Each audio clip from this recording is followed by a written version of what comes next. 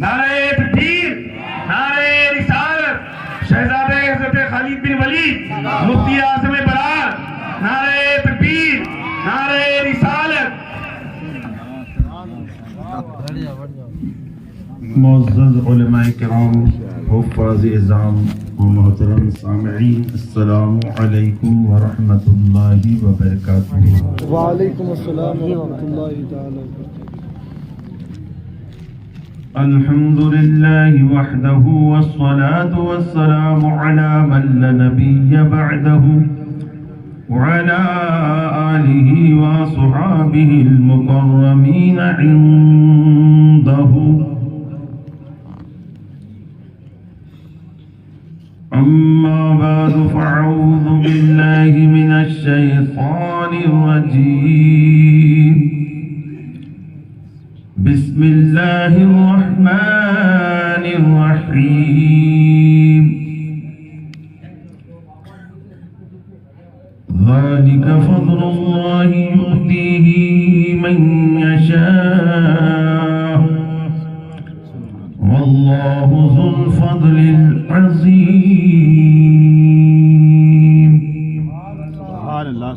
صدق الله العظيم، وبلغنا رسوله النبي الكريم الأمين المتين، ونحن على ذلك لمن الشاهدين والشاكرين، والحمد لله رب العالمين۔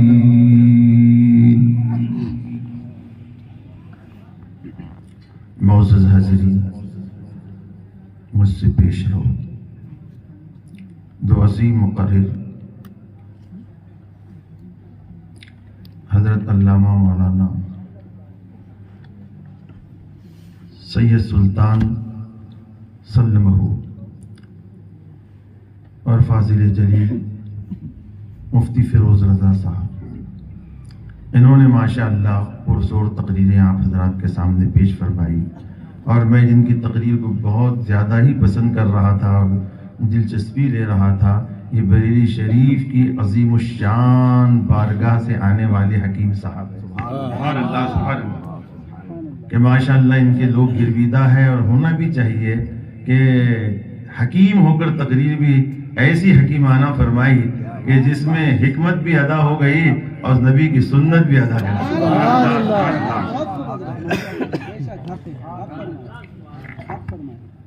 وقت کی نزاکتیں ہمارے لوگوں کے سامنے ہیں، اور یہ نہیں سمجھے کہ میری باری ہے، مائک میرے ہاتھ میں ہے۔ یہ پہلی بات تو میں اپنی تقریر کو شروع کرنے سے پہلے ہمارے مفتی عبدالحفیظ اظہری اور ان کے تمام رفقائے کار مدرسین، وہ حفاظ ہو، قراء ہو، علماء ہو، مولانا قاسم صاحب بھی آپ کے ساتھ پڑھاتے ہیں ماشاءاللہ، اور اس کے ناظم اعلیٰ ہمارے حافظ و قاری شاکر صاحب قبلہ مدظ اللہ نورانی، اور تمام ہی کمیٹی کے لوگ جنہوں نے جافشانیاں کر تعاون کیا۔ اب وہ سوچتے ہوں گے کہ صاحب ہم کو کیا ملا، یہ بچے حافظ بنے، ان کے ماں باپ کے لیے بخشش کا مزدہ حدیثوں میں آیا ہے۔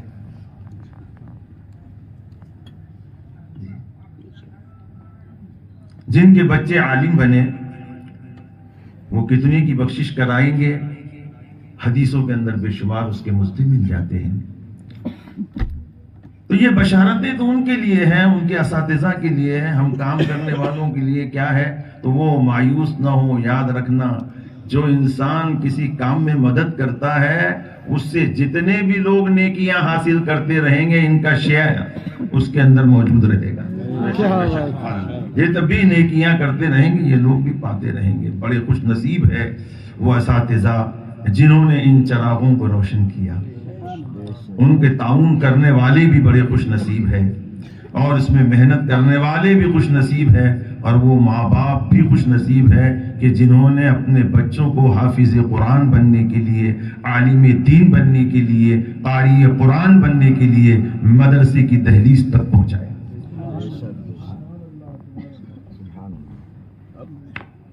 یہاں علماء ہیں، تقریر میں نے وعدہ کیا، میں بہت کم ایسا ہوتا ہے کہ تقریر مختصر کر پاتا ہوں، لیکن سب کی تقریریں سننے کے بعد میرا دل چاہا کہ آج مختصر میں ہی کر لوں۔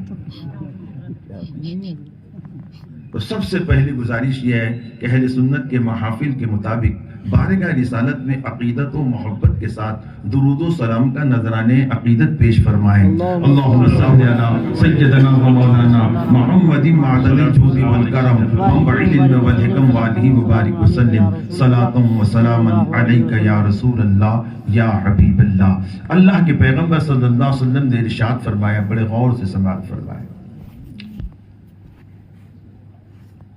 من اسرجا فی المسجد سراجا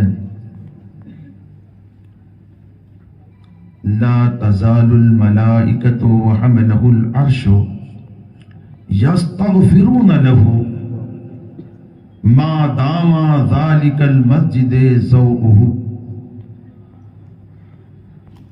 یہ گفتگو کسی دنیاوی حکیم کی یا دنیاوی مدبر کی یا مفکر کی یا کسی دنیاوی عالم دین کی نہیں، بلکہ نبی آخر الزماں شہین شہ کون و مقام وَيُعَلِّمُ الْكِتَابَ وَالْحِکْمَہ کا تاج جس پیغمبر کو رب نے پہنایا ہے، وہ شان والے پیغمبر نے ایک حصی اجالے کے بارے میں ارشاد فرمایا۔ ذرا غور سے سنیں، لوگ پوچھتے ہیں کمیٹی والے کہاں چلے گئے، یہاں کا لائٹ چلا گیا، یہ فلاں چلا گیا، وہ چلا گیا۔ ارے تم بھی مسلمان ہیں، اٹھا کر وہ لائٹ خود لا کر لگا دیتے۔ ذرا غور سے سنیں، حضور نے کیا فرمایا؟ فرمایا جس نے مسجد کے اندر چراغ روشن کیا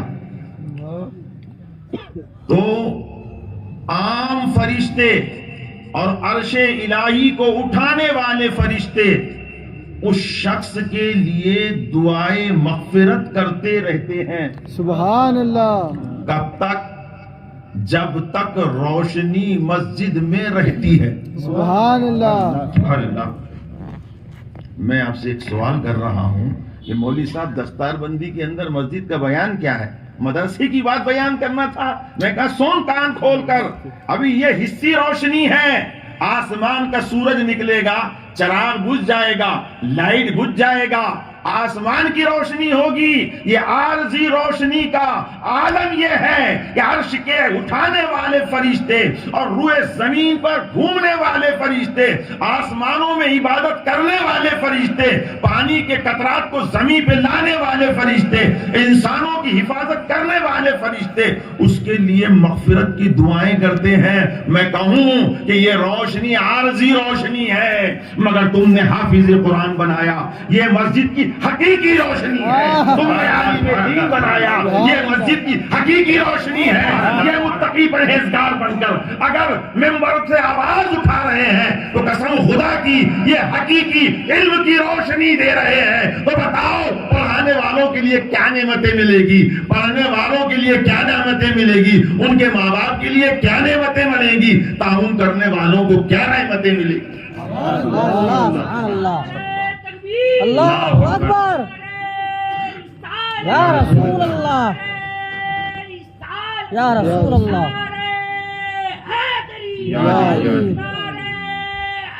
یا حضرات گرامی، آپ نے غور کیا اور دیکھا کہ لوگ اپنے بچوں کو یقیناً کوئی انجینئر بنا رہا ہے، کوئی ڈاکٹر بنا رہا ہے، کوئی پروفیسر بنا رہا ہے، کوئی کسی کام میں لگا ہے، کوئی کسی کام میں لگا ہوا ہے، دنیاوی کاموں میں اپنے بچوں کو آگے بڑھا رہے ہیں۔ میں ان سے ناراض نہیں ہوں کہ سبھی کو عالم بنا دیں گے تو پھر سنیں گا کون؟ سنائیں گے کس کو؟ سمجھائیں گے کون؟ سمجھائے گا کون؟ سمجھے گا کون؟ ضرورت ہے ہم کو بہترین عالم دین کے ساتھ میں بہترین ڈاکٹر کی بھی ضرورت ہے، شاندار حکیم کی بھی ضرورت ہے، بہترین انجینئر کی بھی ضرورت ہے۔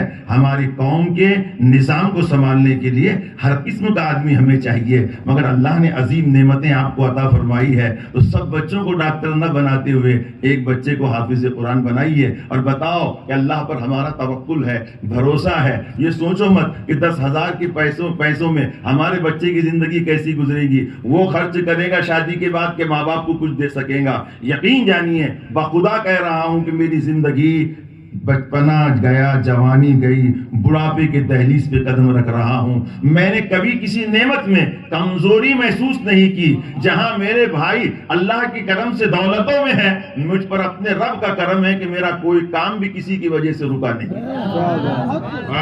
عالم بننے سے مفلس نہیں ہو جاتا ہے آدمی، حافظ بننے سے انسان غریب نہیں ہو جاتا ہے. رب نے تو پیدا ہونے سے پہلے ہی، بخاری شریف کی حدیث ہے، 4 چیزیں تحریر فرما دی ہے. تم کیا کھاؤ گے، تمہیں کتنا رزق ملنے والا ہے. روح ڈالنے سے پہلے بہت سوچ سمجھ کر کہہ رہا ہوں، روح بعد میں ڈالی جاتی ہے. جب 1 مہینہ 20 دن ہو جاتے ہیں تو آسمان کا فرشتہ ماں کے بطن میں پہنچتا ہے اور اب رب سے سوال کرتا ہے، مولا کیا لکھوں، کیا لکھوں؟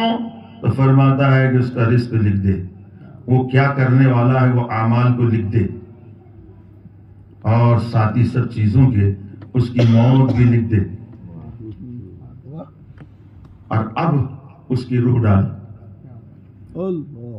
کیا عمل کرے گا، کیا کھائے گا، کہاں انتقال ہوگا، یہ سب بعد روح کے پہلے یہ لکھ دیے جاتے ہیں، بعد میں روح ڈالی جاتی ہے. اور مسلمان تم اپنے ایمان کا جائزہ لینا اور سوچنا تنہائی کے اندر. تم کہتے ہیں کہ بھائی ہم لوگوں کے ساتھ صحیح نہ رہے تو لوگ ہم سے لین دین نہیں کر رہے، ہمارا کیا حال ہوگا، سیاست میں ہم پیچھے جا رہے ہیں، فلاں میں ہم پیچھے جا رہے ہیں، فلاں کاموں میں ہم پیچھے جا رہے ہیں، لوگ لین دین نہ کریں گے تو ہمارے بچوں کی زندگی کیسی چلے گی، تجارت کیسی چلے گی، دکان کیسی چلے گی، زراعت کیسی چلے گی، فلاں کیسا ہوگا. اسی لیے بڑی پیاری بات ایک عارف باللہ جن کو حضرت شیخ سعدی رحمت اللہ علیہ کے نام سے یاد کرتے ہیں اور درسیات میں یہ گلستہ بھی پڑھائی جاتی ہے، بڑی پیاری بات کہی ہے، ایمان افروز. آپ نے فرمایا گبر و ترساں وظیفہ خورداری،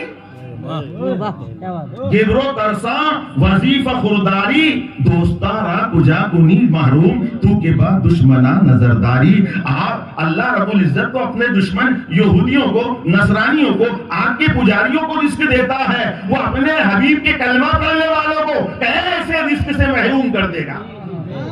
سبحان اللہ سبحان اللہ. حافظ بننے سے رزق رک جاتا ہو، عالم بننے سے رزق رک جاتا ہو، اگر ایسا خیال کر رہے ہو تو اپنے ذہن سے نکال دو. ہم نے دیکھا اللہ کا فضل ہے، تم سے زیادہ کپڑے ہم پہنتے.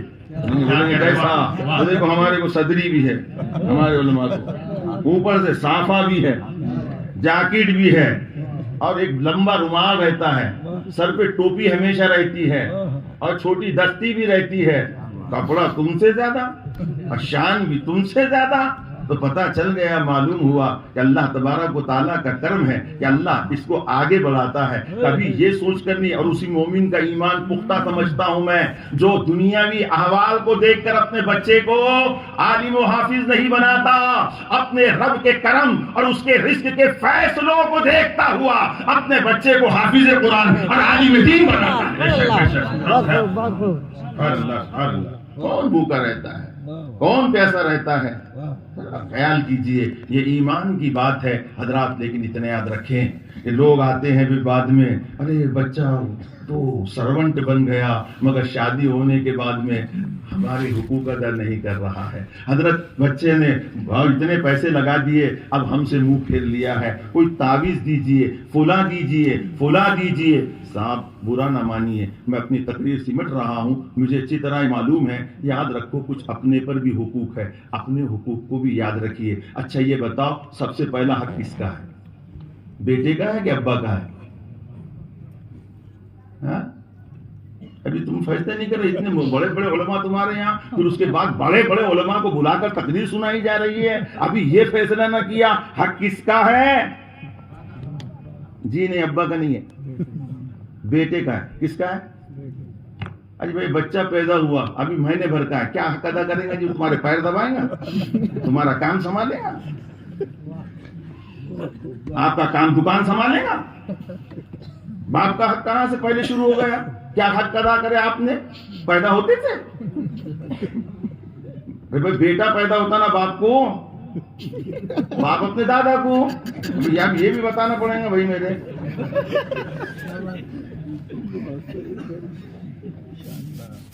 پہلا حق تو بابا بیٹے کا ہے. سنو غور سے, تم نے حق ادا کرے نہیں کرے یا نہیں کرے ہوں گے تو پورا کر لینا. پہلا باپ سے پہلے بیٹے کا حق ہے. اللہ کے نبی فرماتے ہیں حق الولد علی الوالد. نبی پاک نے فرمایا کہ بیٹے کا حق باپ پہ ہے. کیا؟ ان یحسن اسمہ, اس کا نام اچھا رکھے. کیا بات ہے. نہلانے کے بعد اذان و اقامت پڑھنے کے بعد 7ویں دن اس کا نام تجویز کرے, اور اچھا نام. اب اچھے نام سے مراد نبیوں کے نام پہ نام رکھے, ولیوں کے نام پہ نام رکھے, نیکوں کے نام پہ نام رکھے. نام کا بھی اثر ہوتا ہے. اور سب سے اچھا نام تو جو اللہ نے اپنے حبیب کے لیے پسند کیا. یا نانا پسند کرتے, نانی پسند کرتے, شوہر پسند کرتا, بیوی پسند کرتی, سالی پسند کرتی, مگر وہ حبیب پاک در یتیم سید المرسلین, ان کا نام رشتہ داروں نے نہیں, کائنات کے بنانے والے رب نے محمد رکھا ہے. یہ عاشق رسول اعلیٰ حضرت فاضل بریلوی رحمت اللہ علیہ نے پیدائش کا نام اپنے دونوں شہزادوں کا محمد رکھا, بلانے کے لیے مصطفیٰ ایک کا نام اور ایک کا نام حامد رکھا. حامد رضا, مصطفیٰ رضا, پیدائشی نام محمد رکھا. تو پہلا فرض کیا ہے صاحب آپ کا؟ اذان دینے کے بعد, اقامت پڑھنے کے بعد سب سے پہلا کام آپ کے اوپر یہ ہے کہ اس کا نام اچھا رکھے. وَيُعَلِّمَ کتابتا, یہاں کتابت سے مراد پورے علم آ گیا, اور باپ کا کام ہے اس کو علم سکھانا. اب ابا کو نہیں آتا ہوگا تو ماسٹر کے پاس لے جاؤ, دینی علم نہ آتا ہو تو حافظ صاحب کے پاس لے جاؤ, عالم صاحب کے پاس لے جاؤ, مفتی صاحب کے پاس لے جاؤ, ان کو وہاں پہنچا کر وہ علم سکھاؤ. یہ کام کس کا ہے؟ ابھی بیٹے کا کام شروع نہیں ہوا نا جی, کیا ہو گیا؟ تم تو بولے بیٹے ہو, نہ بولتے پہلے. تیسرا کام باپ کا یہ ہے کہ ان یزوجہ اذا بلغا, بچہ بالغ ہو جائے, کام کاج کے لائق بناؤ اور جلدی سے اس کی شادی کرو. MBBS اور MD کے اندر اس کی عمر زیادہ مت کر دو, پھر لفڑا کر دینا. لمبی ڈگری کے چکر میں لمبے کام ہو جائے گا. سوچے تھے کیا ہوگا, کیا بولیں گے حضرت, پھر گھبرا کے آئے تو کریں گا کیا حضرت؟ تعویذ کچھ نہیں کام کریں گا. ایسے ٹائم پر اپنا کام کیجیے. یاد رکھیے, میں بڑی ذمہ داری سے علماء کے درمیان آپ حضرات کو جھنجھوڑ کر کہہ رہا ہوں, کوئی بیٹی ہو یا بیٹا ہو, اگر وہ بالغ ہو جائے, باپ شادی نہ کرے اور کوئی غلطی ہو جائے تو غلطی تو ان کو بھی سزا ملے گی اور گنہگار ہوں گے, مگر اس گناہ میں ماں باپ بھی ماخوذ ہوں گے. بے شک بے شک. بے شک حق. یہ ضروری تھا, میں نے بیان کیا. تو حضرات گرامی, پھر اب جب وہ بالغ ہو جائے, کمانے لگے, اب اس کی طرف ہوتا ہے کہ اب کمانے لگے, وہ ماں باپ کی خدمت کرے. باپ چلتا ہوا نظر آئے, اس سے آگے نہ چلے, پیچھے چلے, ان کے سامنے زور سے آواز نہ نکالے, بڑی بات نہ کرے. پیغمبر صلی اللہ علیہ وسلم کی تعلیمات جو اللہ تبارک و تعالیٰ کے جانب سے اللہ نے چن لیا ہے, حافظ بنایا, عالم بنایا, علم دین کی دولتوں سے نوازا, ان کی صحبتوں میں رہ کر وہ جانے گا کہ باپ کا کیا حق ہے. اور جب باپ کا حق پہچاننے لگنے تو سمجھ جانا کہ اسلام کا سچا شہدائی اور پورا پکا مسلمان ہے. اور جس نے حقوق کو نہ پہچانا کہ اللہ کا حق کیا ہے, نبی کا حق کیا ہے, اسلام کا حق کیا ہے, باپ کا حق کیا ہے, ماں کا حق کیا ہے, پڑوس کا حق کیا ہے, اولاد کا حق کیا ہے, رشتوں کا کیا حق ہے, تو سمجھ جانا وہ پڑھ لکھ کر جاہل ہے. ارے سچا تو وہ ہے جو احکام اور حقوق کو جان کر اس پہ عمل پیرا ہو جائے. دیکھیے تقریر کافی لمبی جائے گی, اور میں نے وعدہ کیا تو کہیں ایسا نہ ہو کہ مولانا صاحب اپنی طرف آ گئے. آؤ, میں اپنے اس ملک کے ایک شخصیت کو پیش کر رہا ہوں, اور میں ان کے مزار پر بھی گیا الحمدللہ. وہاں تقریر تھی لکھنؤ میں, دارالعلوم کے اندر. ہمارے حافظ و قاری مولانا شفیق الرحمان صاحب کی دستار بندی تھی فاضل کی لکھنؤ کے اندر. ان لوگوں نے میرا نام تقریر میں ڈال دیا. میں نے تربیت پر ہی تقریر کیا, اور میرے استاد بھی وہاں موجود تھے. انہوں نے مجھ کو نہیں پہچانے, مگر میں نے بولا حضور میں کوئی مفتی نہیں, نہ مہاراشٹر کا, نہ کچھ, سب یہ بچوں کی دین ہے کہ شاگردوں نے استاد کو اوپر چڑھا دیا. ہمارا کام تھا ان کو چڑھانے کا، انہوں نے ہم کو اوپر چڑھا دیا، کہ اترنا مشکل ہو رہا ہے۔ یاد رکھنا، بڑا بن جانا کمال نہیں ہے، بڑا تو بن جاتے ہیں لیکن چھوٹا رہ جانا کمال ہے۔ بڑے بڑے آپ نے دیکھے نا، جب آندھی آتی، طوفان آتا، نیم کا جھاڑ رہتا گر جاتا، کیوں؟ بڑا ہے۔ ارے بولو نا، بیری کا جھاڑ ہے، گر جاتا آندھیوں سے، طوفان سے، کیوں؟ بڑا ہے۔ املی کا جھاڑ، ہاں، دباؤ آتا اس کے اوپر، آندھیوں کا، طوفان کا، ہواؤں کا۔ کبھی ہریالی کو دیکھے کہ تم نے گر جاتی؟ بڑی اتنی ہوتی، طوفان آ جائے، سب آ جائے، ذرا سا پانی سر کر کے اٹھ کے کھڑے ہو جاتی ہو، اور لینا دینا نہیں بولتی۔ ہر گر گئے ہو بولتے، چھوٹا بننا سیکھو میرے باپ، بڑا بننے کے چکر میں مت رہو، بڑے بننے میں کیا بات ہے، کیا بات ہے۔ نعرہ تکبیر، نعرہ رسالت، مسلک اعلیٰ حضرت حضور مفتی اعظم برات، حضور مفتی اعظم برات شہزادہ خالد بن ولید، نعرہ تکبیر، نعرہ رسالت۔ رسول اللہ۔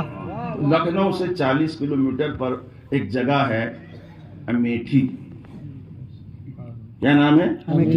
امیٹھی۔ وہاں پر میرے شاگرد نے مجھ کو لے گیا، میں نے بڑی دل سوزی کے ساتھ ان کے فضائل پڑھا تھا۔ بس اسی کو تقریر ختم کر دیتا ہوں میں۔ عالم اور حافظ بننے کا مرتبہ دیکھو اور تم سمجھو کہ کیا ہوتا ہے، اور بچوں کو بھی یہ نصیحت اس کے اندر ہے، اور ہم کو بھی اپنے بچوں کی تعلیم کے اندر نصیحت موجود ہے۔ اس واقعے کے اندر بہت سارے رموز اور پوشیدہ اسرار ہے، آپ پر آیا ہو جائے تو آپ کی زندگی بدل سکتی ہے۔ ذرا دیکھیں آپ نے تو وہ امیٹھی کے اندر ایک بزرگ سوئے ہوئے ہیں جن کا نام احمد ہے، اور ملا احمد جیون کے نام سے یاد کیا جاتا ہے۔ یہ غازی قہر الہی سلطان عالمگیر کے استاد محترم ہیں۔ شاہجہاں کے ہاں بڑے عہدے پر فائز تھے، اور ان کے علم فضل کا یہ عالم تھا کہ جب مکۃ المعظمہ اور مدینہ المنورہ پہنچے تو حنفی مسائل کو پوچھنے کے لیے وہاں کے متطہر علماء ان کی طرف متوجہ ہوئے، اور دنیا کے آئے ہوئے علماء بھی آپ سے سوال کرنے لگے۔ آپ نے ایسے محققانہ دلائل کے ساتھ جواب عنایت فرمایا کہ علماء کے پاؤں کی زمینیں نکل گئی کہ ہند کی سرزمین پر قرآن فہمی کے اندر اور مطالب قرآن میں اور فقہ میں یہ مقام کے لوگ بھی ہے کہ دنیا کے بڑے بڑے علماء ان کے چہرے کو دیکھتے رہ جائے۔ اس زمانے میں اصول فقہ کی کتاب المنار بڑی شاندار کتاب اور بڑی جامع مضمون کی کتاب آپ کے سامنے پیش کی گئی۔ حضور اس کو پڑھائیے، آپ نے پڑھایا، ایسا پڑھایا کہ ہر گوشے سے انوار علوم نظر آنے لگے، اور وہ لوگ تشفی فخش جواب سن کر آپ کے عاشق بن گئے۔ ہر لوگوں نے کہا حضور اس کی شرح لکھ دیجئے۔ اب شرح دیکھیے صاحب، یہ علماء بیٹھے ہوئے، ان کو پوچھو، اتنی ضخیم کتاب ہے، اتنی ضخیم، اور دنیا کے ہر مسلک کے اندر وہ کتاب درس کے اندر شامل ہے۔ اہل حدیث بھلے اصول فقہ کو نہ مانتا ہو لیکن پڑھاتا ضرور ہے، ہر ایک پڑھتا ہے، پڑھاتا ہے، اور سال بھر میں بھی ہمارا عالم پڑھا نہیں سکتا، کوئی اللہ ماشاءاللہ کوئی پڑھاتا ہوں گا تو، لیکن وہ 150 صفحے پڑھاتے ہیں، جی مقدار بھر پڑھاتے ہیں، ایک مقدار ہے اس کی اتنی پڑھاتے ہیں۔ اس اتنی بڑی کتاب پڑھائیں گا، دوسری کتابیں پڑھائیں گا نہیں پڑھیں گا، اگر ایک ہی کتاب ہے تو پڑھا بھی سکتا ہے بیچارہ، مگر بہت 7-8 کتابیں پڑھانا پڑتی ہے کورس کی، تو وہ تو نہیں پڑھا پاتا ہے۔ حضرت نے صرف 2 مہینے میں وہ کتاب کی عربی زبان کے اندر جی شرح تحریر فرما دی۔ علماء کو سر پا دوں صاحب پڑھے، ان کی ایک تفسیر ہے 500 سال پہلے کی، جی تفسیرات احمدیہ، بڑی جامع تفسیر قرآن عظیم کی، بے شمار کتابیں آپ نے تحریر فرمائی۔ بہرحال دہلی کی جامع مسجد تھی، شاہجہاں جس نے مسجد تعمیر کی تھی صف اول میں بیٹھا کرتا تھا، اور وہ بھی حضرت کے دہنی جانب بیٹھتا تھا۔ سلطان وقت، چھوٹی موٹی بات نہیں ہے صاحب، بہت بڑی بات ہوتی ہے۔ سلطان وقت، وہ بھی چھوٹے ملک کا نہیں، افغانستان سے لے کر شری لنکا تک یہ عظیم ملک کا، اور اس ملک کے اندر ایک بادشاہ شان والا، شوکت والا، شاہی جاہ و جلال کے ساتھ ایک عالم دین کے پہلو میں بیٹھا کرتا، سبحان اللہ سبحان اللہ. یاد آئی بیٹے کی. کس کو؟ ملا احمد جیون کے والد کو. معمولی کپڑے پہنے پاپا نے. اے سن، اسٹینڈرڈ لوگوں کو دیکھتا تو رشتہ داری کہاں سے نکالتا. کیا بات ہے. غریب قریبی رہا تو بولتا ہاں رشتہ دار ہے. یہ نہیں بولے سگے چچا کا بیٹا ہے. کیا کہنے والا. لنگڑا لولا رہا تو پھر تو بولے کہ ہاں دور کا رشتہ دار ہے. اور مالدار رہا، نامور رہا، قداور رہا، وہ میرے ماموں کے سالے کے چچا کے پھپھو کا لڑکا ہے. آپ نے کہاں سے کھود کے نکالا؟ پوری پائپ لائن کھول ڈالا. اسٹینڈرڈ اتنے مت بن جاؤ کہ باپ کو باپ نہ کر سکو. کیا کہنے. واہ واہ واہ واہ واہ واہ. پھٹے کپڑے والے کپڑوں میں دیکھ کر اپنے باپ کو باپ نہ کہو، چچا کو چچا نہ کہو، ماموں کو ماموں نہ کہو. نہیں، ایمان کی اگر دولت ہے، رمق باقی ہے تو وہ پھٹے کپڑوں میں بھی اپنے باپ کو باپ کہتا ہے. اس لیے کہ وہ محمد رسول اللہ کا وفادار امتی. نعرہ تکبیر، نعرہ رسالت، علماء اہل سنت، جشن دستار بندی. معمولی کپڑے پہن کر دہلی کی جامع مسجد کی طرف بڑھے. غبار سے کپڑے اٹے ہوئے ہیں، بالوں میں غبار لگا ہوا ہے، اور دھیمے دھیمے چلنے لگے. چپل کو اپنے بغل میں رکھا ہے اور پلٹ کر دیکھنے والا روئے زمین کا عظیم عالم اور دنیا کے عظیم ملک کا شہنشاہ کے پہلو میں بیٹھا ہوا، پہلوئے بادشاہ کو چھوڑ کر تیزی کے ساتھ مسجد کے صفوں کو انگالتا ہوا. یہ صفیں بھری نہیں تھی، چھوڑتا ہوا تیزی کے ساتھ صحن جامع مسجد دہلی میں پہنچا اور اس بوڑھے کے چہرے کو دیکھ کر سلام کیا اور سیدھا ان کے جوتیوں کو لے کر اپنے صافے کو اتار کر جوتی صاف کرنے لگا. سبحان اللہ سبحان اللہ. واہ واہ. یہ کون سی یونیورسٹی میں پڑھا ہوا تھا؟ یہ کون سے کالج میں پڑھا ہوا تھا؟ کون لیڈی یونیورسٹی میں پڑھا تھا؟ کہاں پڑھا تھا؟ تو کہو اس نے مصطفیٰ جان رحمت کے احادیث کو پڑھا تھا، رب کے قرآن کو پڑھا تھا، اور ایسا پڑھا تھا کہ دنیا اس کے علم کو دیکھ کر شزدر تھی. دنیا کی لوگوں کی آنکھیں پھٹی کی پھٹی رہ گئی. دنیا کا عظیم عالم ایک بوڑھا غبار میں اٹے ہوئے شخص کی جوتیوں کو اپنے صافے سے صاف کر رہا ہے. یہ بوڑھا کون سی شان کا مالک ہے، کن عظمتوں کا مالک ہے؟ اس نے بتا دیا بغیر لفظوں کے، بغیر تقریر کے، بغیر دلائل کے، ہم کتنے بھی بڑے ہیں مگر یہ وہ باپ ہے جس کے خون سے ہماری تعمیر ہوئی ہے. اس کی جوتی کی برابری ہمارا صافہ بھی نہیں کرتا. سبحان اللہ سبحان اللہ.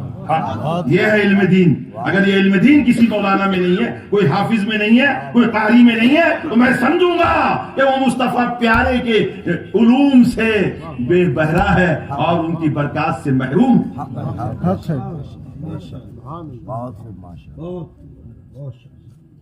اور وضو ہو جانے تک دیکھتا رہا اور اپنا رومال دے کر کہا منہ صاف کر لو. اور جب باپ نے منہ صاف کر لیا تو لے کر گئے اور آپ پیچھے بیٹھے. باپ کے برابر نہیں، دنیا کا عظیم عالم. کہ دنیا کے بڑے بڑے ممالک سے لوگ علم دین حاصل کرنے کے لیے امیٹھی دیہات میں آیا کرتے تھے. وہ فقہ، اصول فقہ، علوم مروجہ پر ید طولہ رکھتا تھا اور ایسا کہ عربی زبان میں سمجھاتا. ہر زبان پر اللہ نے ایسی طاقتیں عطا فرمائی تھی. بہرحال وہ شخصیت نے اپنے والد کو بادشاہ کے پہلو میں بٹھا دیا اور پیچھے ہٹ گئے. نماز سے فراغت کے بعد بادشاہ نے پوچھا یہ کون تھا؟ فرمایا یہ وہ ہے جس کی وجہ سے اللہ نے مجھے دنیا بتائی. یہ میرے بابا ہے، یہ میرے ابو جان ہیں. انہوں نے کہا شاہی دعوت قبول فرمائے. وہاں نذرانے بھی ملنے والے تھے. خوش ہو جائے تولا ماشا دماغ ہوتا بادشاہ کا. علاقہ مقصد ہے، کنجوسی تھوڑی چلتی وہاں. اللہ نے ان کے دل بھی ویسی فراغ بنایا. گنجڑے نہیں ہوتے ہیں وہ آج کل کے دیوں کے نہیں دیوں کے نہیں دیوں، کل میرا کیا ہوگا رہے. دل کھل گیا لے لو. کیا بات ہے. پوچھا حضور میرے اتنے بڑے عالم دین کے باپ ہو خدا را اتنا لمبا سفر کاٹ کیا، حضور دعوت قبول فرمائے. فرمایا دعوت قبول کرنے کے لیے نہیں آیا ہوں میں یہ دیکھنے کے لیے آیا تھا میرا بیٹا دین مصطفیٰ پر ہے، یہ بادشاہوں کے اندر رہ کر دین مصطفیٰ کی خوشبو کو کھو دیا ہے. میں نے دیکھ لیا وہ چمک کہ وہ دین مصطفیٰ پر ایسا قائم ہے کہ اس کی برکتیں بھی اس کے سینے میں ہے اور اس کے ذہن میں ہے. اس نے پیارے مصطفیٰ کا دین اختیار کیا ہے تو پیارے مصطفیٰ کا سچا غلام ہے. نعرہ تکبیر، نعرہ رسالت، علماء اہل سنت، جشن دستار بندی، مفتی اعظم برار شہزادہ خالد بن ولید. میری اس کی ایک ادا نے میرا پورا، میں نے جو کچھ احسان کر کے پڑھایا میں نے تو ساری لذتیں اس کی ایک ہی ادا میں پالی ہے. یہ ہے عالم بندہ، یہ ہے حافظ قرآن بننا، یہ ہے قاری قرآن بننا. یاد رکھو قرآن حضور صلی اللہ علیہ وسلم کا عظیم معجزہ ہے. بے شک. ارے بھائی موسیٰ علیہ السلام کو اللہ نے خوب معجزے عطا فرمائے، بیان کرے تو کافی تفصیل لگے ہے نا. ید بیضا کہ آپ کے ہاتھ میں نکالتے تو کئی سورج کی روشنی ہو جاتی. آپ کا عصا یہ تھا کہ سانپ کے سامنے ڈالے تو سانپوں کو نگل لیا کرتا تھا. وہ اس سارے کام اس سے لیا کرتے تھے. آپ نے علماء سے سنا معجزے تو بہت سارے پیغمبر لے کر آئے ہیں، لیکن آپ نے دیکھا کہ وہ معجزے حضرت عیسیٰ علیہ السلام اندھے کو پھونک دیتے تو مادر ذات اندھا بھی اکیارا ہو جاتا. کوڑی کی بیمار انسان کہ وہ بیماری درست نہیں ہوتی ہے، حکمہ تیوا دے دے کے تھک جاتے ہیں. ابتدا میں علاج ہو جائے تو ہو جائے، نہیں تو نہیں ہو پاتا. لیکن صاحب آپ ہاتھ لگا دیتے تو کوڑی بھی اچھا ہو جاتا، مردے زندہ ہو جاتے. مگر صاحب یہ انبیاء کرام نے جب وصال فرمایا، یقین اہل سنت کا عقیدہ ہے وہ اپنے قبروں میں زندہ ہے اور یہ عقیدہ اپنے گھر کو نہیں بنتا. جی ابھی حضور زندہ ہے کہ نہیں ہے کیا نہیں ہے، ابھی تو ہی مرا نہیں ہے تو دیکھو کیا معلوم. مر کر دیکھ تو معلوم پڑے. سچے ایمان والا ہوگا تو تجھے معلوم پڑے گا نبی زندہ ہے. بے شک. اسی لیے کسی امام کو پکڑنا پڑتا. بولے اعلیٰ حضرت، میں کہا اعلیٰ حضرت نہ ہمارے ابا کے رشتہ دار ہیں نہ اماں کے رشتہ دار ہیں، مگر اتنا ضرور ہے کہ اس شخصیت نے ہمارے ایمان کی پختگی کے لیے اپنے جان، اپنے وقت اور اپنے قیمتی اوقات کو لٹا کر مصطفیٰ پیارے کی امت کی خدمت کی. اس وفادار امت کی محبت میں ہم اس کو اپنا امام مانتے ہیں اور جھنجھٹوں میں نہ پڑھ کر ان کا یہی شعر پڑھتے ہیں. تو زندہ ہے واللہ، تو زندہ ہے واللہ، میرے چشم عالم سے چھپ جانے والا. یہ سب قبر کے اندر گئے. معجزہ ہے وہ عصا ابھی نگلتا کیا سانپوں کو؟ ارے بولو نا. وہ پھوک اندھوں کو اکھیارا بنا دیتی ہے، کوڑی کو اچھا کر دیتی ہے، مردے کو زندہ کرتی ہے. تو بولو انہوں نے وصال فرما دیا، عالم برزخ میں چلے گئے. مگر قربان جاؤ نبی بھی ہمارے وصال فرما گئے، قبر انور میں موجود ہے، زندہ ہے. مگر ہاں پورا قرآن حضور کا وہ معجزہ ہے، یہ حافظوں کے سینے میں ہے. مسلمانوں کے لبوں پہ سورہ فاتحہ کی صورت میں تو ہے. دنیا میں کوئی بھی مسلمان ہو قل اللہ شریف تو پڑھنا جانتا ہے. تو میرے نبی نے وہ معجزہ چھوڑا ہے جو ہمارے گھروں میں بھی ہے، ہمارے دلوں میں بھی ہے، ہمارے نوجوانوں کے سینے میں بھی ہے. سبحان اللہ. تو بھیا معجزہ کس کا ہے؟ ابھی جو معجزہ ہے تو نبی نہ ہو ایسا کیسا کہ معجزہ تو صفت ہوا کرتا ہے. تو جب صفت ہے تو موصوف ہے. صفت ہے تو موصوف ہے. بولے حافظ صاحب کا انتقال ہوا، حفظ تو ہے، کہاں پہ ہے؟ عالم صاحب کا انتقال ہوا، علم کہاں؟ بولے علم ہے، دوسرے کا ہوگا، ان کا تو نہیں ہے نا. کیا بات ساتھ گئے، ان کا علم ان کے ساتھ گیا. حافظ صاحب گئے، ان کا حفظ ان کے ساتھ میں گیا. مفسر صاحب گئے، ان کی تفسیر ان کے ساتھ گئی ہے. لکھی چھوڑی ہوں گی تو لوگ پڑھتے رہیں گے، وہ پڑھی لکھی ہوئی چیز ہے کر کے لوگ پڑھ رہے ہیں. مگر قسم خدا کی قرآن زندہ معجزہ ہے. ہمارے نبی محترم صلی اللہ علیہ وسلم کاغذ کے اوپر ہے وہی نہیں، سینوں کے اندر ہے، ذہنوں کے اندر ہے. دنیا نے مٹانے کی کوشش کی ہے. آپ کو معلوم ہے واللہ عظیم بڑا ظلم ضائع یہ سپر پاور نے. ابھی دیکھ رہے ہیں اسلام کی زندگی کی نشانی ہے. میں بھی دیکھ رہا تھا آتے آتے تو اس کے اندر تھا وہ ہیرو کہتے نا بولتے تم، وہ انگریزی ہیرو نے بولا تھا کہ فلسطین کے ان بچوں کو چھوڑا نہ جائے، ان کے ان کو گھروں میں زندہ جلا دیا جائے. خدا کے قہر و غضب نے بتایا تمہاری بمباریاں تمہاری جگہ، تیاری تمہاری جگہ. وہ قہر و جبار، جب قہر و جباریت پر آتا ہے تو سائنس دم توڑ دیتی ہے. اس آگ کو کائنات نہیں بجھا سکتی جو لوگوں کے دلوں سے نکلتی ہے. بے شک حق ہے، حق ہے، بے شک حق ہے. حق ہے. شیخ سعدی کی بات یاد آ رہی تھی، ختم کر دیں. بتاؤ. ایک آدمی کیا کرتا تھا، ایک آدمی سر سن لو کبھی شیخ، تم کہاں پڑھتے جی گلستان، اس میں کیا ہے ہمارے مولانا لوگوں نے بھی چھوڑ دیا آج کل.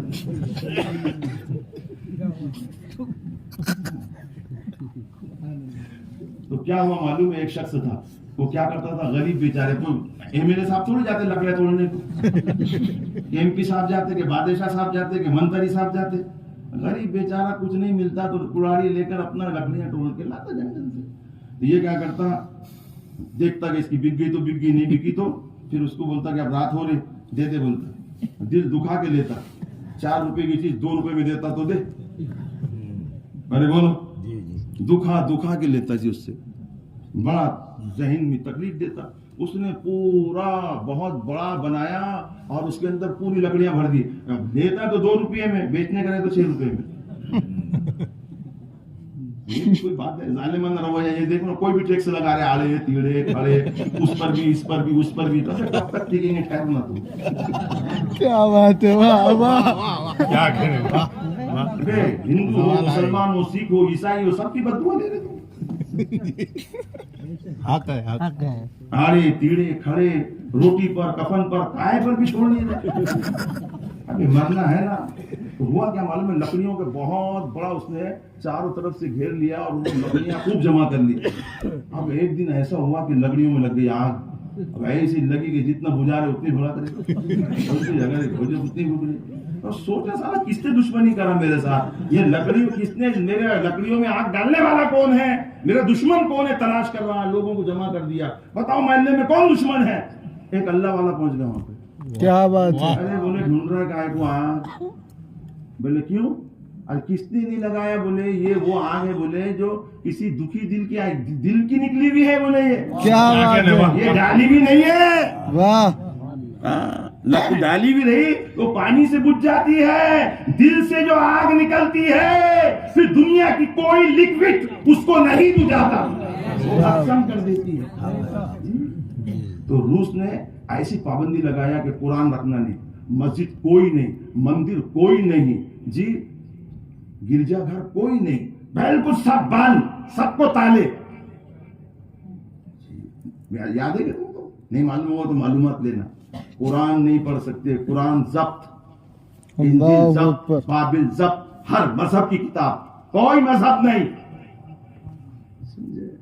یہ ٹائم آیا تھا تو صاحب جو ایمان والے تھے ان کا یہ عالم تھا کہ ان کو قرآن یاد. ابھی اس کو کچھ کو بولا جائے نوجوان بچوں کو کہ بابا یہ یاسین شریف ہے پڑھ کے سناؤ، تو بولتے تھے ہم کو یہ نہیں سمجھتا، لیکن یاسین شریف ہونا کیا، سنو. کیا بات، سورہ رحمان سننا ہے کہ لے سنو. کیا بات ہے. کیا حروف سمجھتے نہیں، مگر ہمارے باپ داداؤں کے سینے میں جو قرآن تھا نا، وہ سینے والا قرآن رات میں عشاء سے پہلے ہمارا باپ ہم کو پڑھاتا تھا اور ہم نے اپنے ذہنوں میں محفوظ رکھا.